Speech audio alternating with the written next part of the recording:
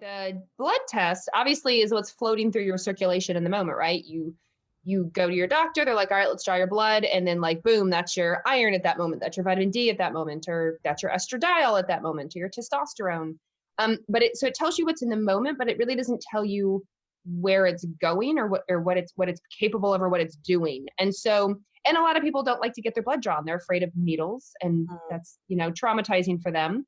And if you want to do something like cortisol, it's really tough to get your blood drawn through the day to follow That the many circadian times. Yeah. rhythm, right? Like nobody wants their blood drawn 4 or 5 times a day. That's horrific. So with the Dutch test, Dutch is an acronym. It stands for Dried Urine Test for Comprehensive Hormones. It's these little pieces of filter paper that you urinate on throughout the day, multiple times in a day, and you let them dry and you mail them back to the lab. But because it's urine, you get the hormones you're accustomed to: progesterone, estrogen, testosterone, cortisol.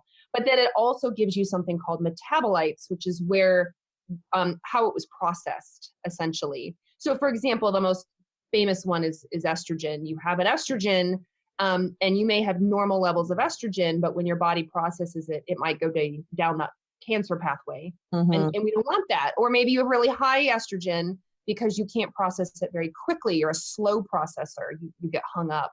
And so by doing the urine testing, we get to see these pathways and this processing so we can help men and women sort of really fine tune, like, oh, your estrogen's a problem. And I can see here it is. Here's the hang up. Here's the spot right here we have to work on. Same with some of the other hormones, which makes it really well rounded. Yeah, because I heard you speak of thyroid in another podcast that you did. And that's one, like, we get questions all the time from people who are like, look, I feel like crap. I've gone and had my thyroid tested and it's Right. fine, Mhm.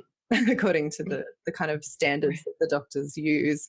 And I mean, that's another bugbear of mine, that they have these kind of ideal ranges, which, again, are kind of arbitrary because we're all a little bit different anyway. And then they're not looking Mhm. at things like how things are metabolizing in the body and what's happening. Because I know thyroid can kind of, those hormones can flip around a little bit and convert back and forward.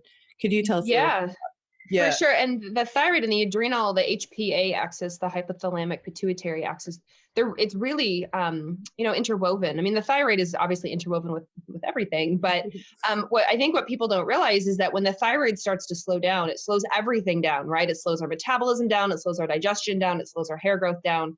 But it also slows down our production of cortisol, and it slows down our clearance or our metabolism of cortisol. So on the Dutch test, we'll see this really low, slow clearance of cortisol. It's called metabolized cortisol. And it's Mm. just one indicator to us, like, oh, hey, I think you're starting to develop a thyroid problem, or maybe you're not on the right dose of thyroid medication, or the supplements you're taking aren't working or strong enough, because it's starting to show up as the slowdown in the HPA axis. So while the Dutch test doesn't test thyroid, that is best tested in the blood. Mhm. We do pick up these subtle indicators of like, oh, hey, this is really starting to affect your adrenal glands.